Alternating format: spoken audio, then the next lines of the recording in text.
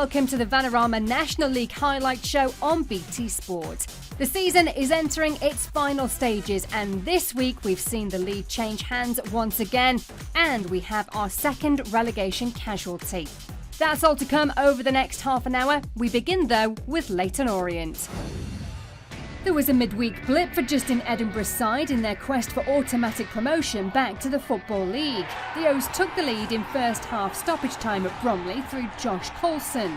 But they were reduced to 10 men early in the second half when Marvin Ekpateta was shown a straight red for a foul on George Porter. The resulting spot kick was converted by Frankie Sutherland before Rico Hackett-Fairchild completed the comeback, heading home to snatch all 3 points. The defeat ended Orient's 6-match unbeaten run and meant their lead at the top stayed at 1 point. So after picking up his Manager of the Month award, it was back to business for Edinburgh and his league leaders as they welcomed Halifax to Brisbane Road. Some patient build-up play almost resulted in Orient taking the lead in the opening minutes. Craig Clay with a shot which went just wide. The Shaman also suffered a defeat last time out, only their second in 10 games. Some persistence in front of keeper Dean Brill paid off though, and they scored inside the opening 10 minutes. Manny Duku on loan from Cheltenham forcing the ball over the line. Orient top scorer Macaulay Bonne, who's in line for a call-up to the Africa Cup of Nations with Zimbabwe this summer, was denied adding another to his tally when his shot hit the post. Halifax doubled their lead as the half-time whistle approached. Devante Rodney on loan from Salford with an unstoppable strike off his left foot. But Orient responded seconds later, Josh Karoma pulling one back with a screamer of his own. 2-1 to Halifax at the break. The pressure was on the hosts in the second half and they continued to attack Halifax for the equaliser. Dan Happ had an opportunity from just a couple of yards out, but wasn't able to keep his header down. Time for super sub Matt Harrell to snatch the point and deny Jamie Fullerton's side the victory in the dying minute for a second time this season. The ball going over the line after an almighty scramble in the box. Another 2 points dropped, but Orient can go top again when they play their game in hand against Eastleigh on Tuesday. Aiming to go top of the fifth tier, Salford City were away to Maidstone United, who required a rare victory to avoid being confirmed as relegated. It was the fourth time this season these two had met, and early on Adam Rooney was busy in front of goal, a sign of things to come in Kent. Next came a corner and a Carl-Pierre Gianni header that came off one of Chris Lewington's posts. This is Salford's first campaign in the National League, having won the North title last season. Still within the opening quarter of an hour, the persistent Lois Maynard ended up allowing for a shot on the turn from Rooney. Deadlock broken, 1-0, and Rooney's first goal since December. Victory for the Ammies was then confirmed before the interval at the Gallagher Stadium as a Scott Wiseman cross was wisely bagged by Rooney, who's on to 19 this term. As Maidstone suffer relegation, Salford become leaders with 4 games to go. We just need to keep winning. That's it. You see how tight it is at the top. Anyone that drops points is going to give the opportunity to other teams. So I think there's 3 or 4 clubs and teams that are still in competing for that top spot. We're one of them, and we need to make sure that we continue focusing on ourselves and getting the points racked up. Solihull Moors' push for promotion had stalled after 3 games without a win. A trip to Hartlepool's Victoria Park offered a chance to end that run, only for the travelling side to come up against one of the best 45-minute displays you'll see from any keeper at any level.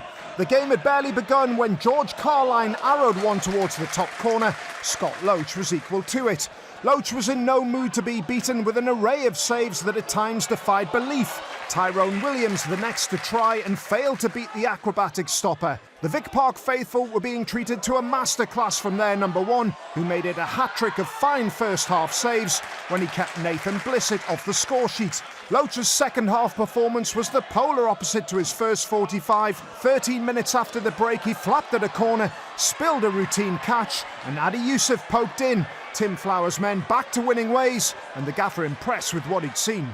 That's the best we've played for a long, long time, and the best display of National League football I've seen from my lads for a fair while. All of a sudden we're in a blip of 2 draws and a defeat, which is quite incredible. But I thought we were front foot, created chance after chance after chance in the first half, and needed to be a wee bit more ruthless.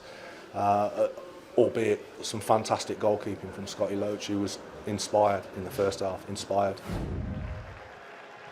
March was a month to forget for Wrexham. They slumped to 4 defeats in 5 and will need better results if they're to maintain their playoff position. The fate of their opponents had already been sealed, with Braintree now facing life in the National League South after a second relegation in 3 years. It was poor defending from them which led to the opening goal. The ball worked to Bobby Grant, who slotted in his first since December. But Wrexham's backline were guilty of the same offence, and they went in level at the break.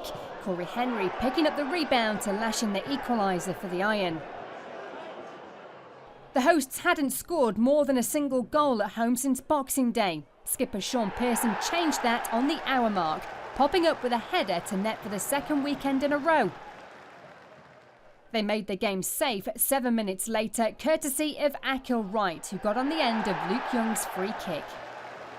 3-1 the final score, and a first win in 3 sees Wrexham stay 4th. It's massive. It's a massive win, especially on our current form that we've been in. It's important for us to get back on track here today. And as a performance, I thought we were in total control from the off.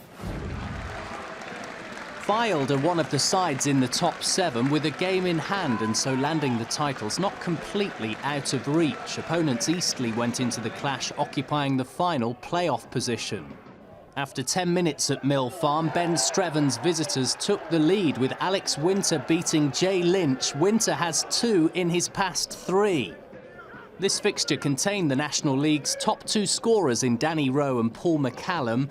Moments after the opener, the Spitfires' leading marksman made it 2-0. McCallum's now on 22 for the campaign. Up at the other end came another header in the Northwest's sunshine. Dan Bradley was able to get the better of Luke Southwood, getting Fylde back into the game.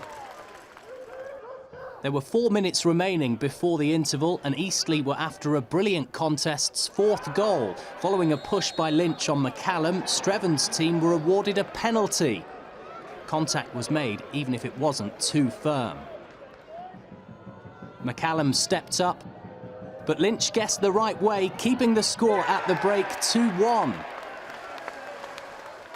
Immediately after the restart, home supporters were cheering again in Lancashire. Yet another header as Jordan Tunnicliffe levelled matters with his 3rd of the season. Midway through the second period, Fylde then completed an epic comeback, allowed time and space on the edge of the danger zone. Nick Horton didn't need his head to dispatch past Southwood 3-2. And with almost 10 minutes remaining, Dave Challoner's men went route 1 against their promotion rivals. Alex Reid stylishly wrapped up a valuable 3 points for AFC Fylde, who have their game in hand this Tuesday at mid-table Gateshead. The penalty save is probably critical and gives us something at half-time to really push on for. Obviously, great start to the second half, getting the equaliser, and then we run out what looks like comfortable winners, but again we still took chances. And the big pleasing thing for me is when you look at the players we played up the top end of the pitch. Bradders and Nick have been desperate for the goal, and they've got their goal today, and Reedy scored a fantastic goal, so hopefully that gives them a lot more belief. Not that they shouldn't have it, but it puts us in, like I said, in a good position with 5 games to go. After 2 defeats and 2 draws in their last 4, Harrogate Town may have been casting nervous glances over their shoulder as they looked at those trying to close in on the playoff places. A trip to relegation threatened Havants and Waterlooville would provide a stern test for the North Yorkshire side's promotion ambitions. It was the home side that carved out the best of the early chances. Town failed to clear their lines, giving Alfie Rutherford a sight of goal. James Belshaw did well to tip it over. The nervy defensive display continued for Simon Weaver's side. Rutherford again the danger man, Lloyd Kerry with a foul, and referee Paul Howard offered a lifeline to Havants' survival chances. Matt Patterson picked out a corner, and all of a sudden the home fans were beginning to whistle the theme tune from The Great Escape. Admittedly, it would take a truly spectacular set of results for the Hawks to avoid the drop, but 3 points in this one would be a start, only they couldn't hold on to the lead until the break. This time it was the home side with the defensive jitters. Ed Harris's header wrong-footed keeper Lawrence Bilbo. Michael Woods made sure that the ball crossed the line to draw Harrogate level. The visitors pushed on in the second half, and a heavy first touch from Jordan Rose allowed Woods to nick the ball and play in Jack Muldoon, who brought a good save from Bilbo. Wave after wave of Harrogate pressure eventually told with 9 minutes to go. Muldoon tricking his way to the byline before picking out George Thompson, who completed the turnaround. Harrogate now have a healthy 5-point cushion on the playoff chasers. 7 days ago, we reported how Gateshead had been evicted from their ground because of unpaid rent to the council. This week, players and staff revealed they hadn't been paid for March and threatened to go on strike unless owner Dr. Ranjan Vagizi sold the club. A statement on Friday confirmed that all wages had been received, but it did little to stop the fans voicing their disapproval of him and financial advisor Joseph Calla ahead of kick-off.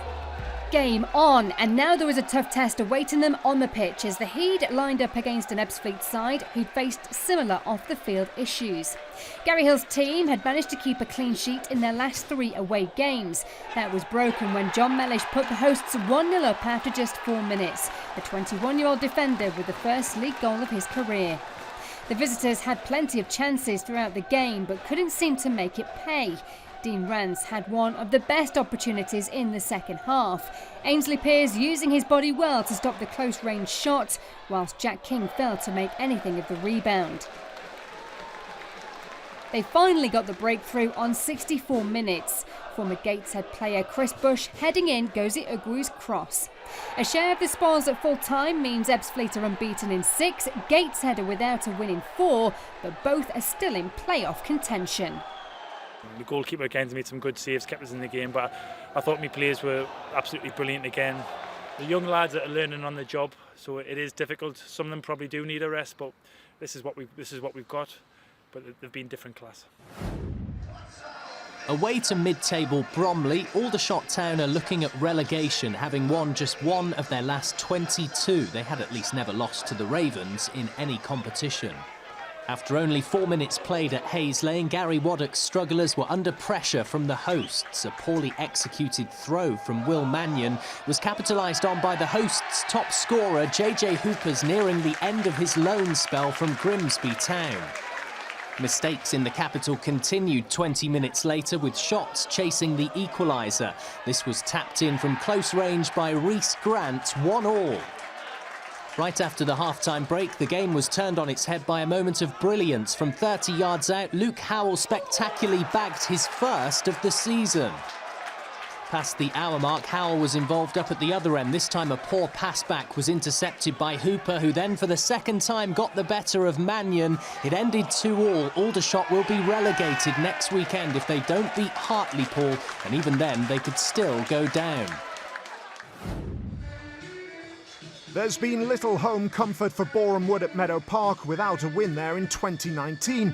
Visitors Sutton haven't enjoyed their time on the road recently, though, with 4 defeats from 4. So a homesick side against a team with a poor travelling record. In fact, Sutton didn't even score a goal in those 4 matches they'd lost. So it was a relief for the U's to end that goal drought. Harry Beautyman with a tidy volley to put an end to 7 hours on the road without a goal. Sutton still harbour hopes of making that final playoff spot. Boreham Wood still have to secure some points to be mathematically safe. and Ralston Gabriel could have brought them level, but chipped his effort wide of the post. The match was level just before the half-hour mark, Femi Elisanmi breaking down the left and picking out Ricky Shakes. His quality finish was even applauded by some of the travelling support. Luke Garrett's side were now in the ascendancy as they sniffed the first home victory of 2019, and it took a great stop from Jamie Butler to keep out Justin Shebu. Unfortunately for the majority of the fans at Meadow Park, this match had a familiar ending. 5 minutes into injury time, Craig Eastman headed in to keep Sutton in the playoff chase and extend Boreham Wood's home run without a win to 8 matches. To York Road, where Maidenhead were unbeaten in their last 5 home games. Barnet, who were unbeaten in 7 and on their best run of the season, were the visitors on Saturday afternoon. It was game, set and match just before the half-time whistle though. Efron Mason Clark with some nice footwork before providing a lovely ball across the box for Mehdi Alito to volley it past Carl Pentney. That's his first goal of the season. Maidenhead had won back-to-back games coming into this one, but were being frustrated, and not just by the opposition, after Adrian Clifton's shot was blocked on the line by teammate Josh Kelly. It's the first time the Magpies have failed to score at home this year, whilst the Bees equalled the club record of 7 consecutive clean sheets. Hosting mid-table Barrow, Dagenham and Redbridge are closing in on ensuring they'll be playing in the National League next season. Midway through the first period in East London, a visiting free kick was connected with by James Philpott, but expertly saved by Elliot Justin at his near post. Then at the other end, with only a minute to go before the break and with Barrow unable to clear, the hosts' Kenny Clark attempted to open the scoring, denied by the post. In a similar move in the same area into the second half, it was the visitors' turn to be frustrated by the frame of the goal. John Rooney unlucky this time. And before the whistle, another Barrow set piece. Lewis Hardcastle, though, was unable to even hit the woodwork. A goalless draw does mean the Daggers now need 1 win to ensure survival. Both of these sides have felt the tug of relegation, but both seem destined to avoid dropping out of the league. Dover's early season form is a distant memory, and Chesterfield's brief descent into the bottom 4 has been put behind them. John Sheridan made 7 changes to the side that beat Dagenham last time out. Keeper Joe Anyon, one of those changes. He was called into action to keep out Stuart Lewis. Marc-Antoine Fortuné will be 38 this summer, but the former Premier League striker still looks sharp. He tested Lee Worgan in a first half of few chances. Dover came close to breaking the deadlock after the break. Jai Reason's floated free kick causing problems, but the Spyrites' defence somehow managed to scramble the ball away. It was 0-0 when these sides met back in September, and so it would end in this one. Anyon marking a fine first start of the season as he kept out Fortuné again. The point was enough to confirm Chesterfield can't be relegated. We have new leaders at the top of the National League table, with Salford City at the summit for the first time since November after their 2-0 victory at Maidstone. Leyton Orient can move back into first place on Tuesday though if they avoid defeat at home to Eastleigh, and with Solihull, Wrexham and Fylde close behind, it's sure to be an enthralling finish. Defeat for Maidstone confirmed their relegation back to the 6th tier after 2 seasons in the National League. Aldershot and Havants and Waterlooville could follow them next week, depending on results elsewhere. Chesterfield's draw at Dover ensured their survival, avoiding a 3rd successive relegation in the process. Now over to Andy for a top-of-the-table clash in the National League South. The top 2 in National League South faced off in Surrey, with second-placed Woking knowing they had to beat Torquay United to stand a realistic chance of claiming the title. 8 minutes in, after the visitors had hit the post, they were to be punished as Greg Lua got into position to diagonally beat Sean McDonald 1-0 to the Cards. But literally within a minute, Gary Johnson's men responded. Top scorer Jamie Reid made it 28 for him this season, for Torquay 100 in all competitions. Next came a bad challenge on Woking's Ruari Keating by Ben Gehring, earning the goal's defender a caution. Still inside the opening half hour, former Crystal Palace winger Kieran Cadogan did well to tee up Lua, and again he was able to get the better of McDonald, making it 9 for the campaign. On the other side of the break at the Laithwaite Community Stadium, Torquay were fortunate not to go 3-1 down. After letting the ball go, McDonald was let off by Kyle Cameron. Alan Dowson's men persisted, however, and quick, crisp passing on the break resulted in Provider becoming goal scorer. Cadogan found the net to give the hosts a 2-goal lead. Cheered on by 1,400 away fans, the Gulls pulled one back in the 80th minute via the head of Psycho Jana. 3-2, game on. This was followed by a decisive moment. For bringing down Reed, Gehring was shown a second yellow. Woking would finish with 10 men. And attacking in the final minute, Torquay made the most of the home team being without one of their centre-backs. One of the away side's defenders, Ben Winter, levelled the clash, ensuring that Johnson's side are all but promoted as champions of National League South. We were miles better, and I thought Gavin getting sent off, obviously, and us missing the setup up there. I thought some awful refereeing.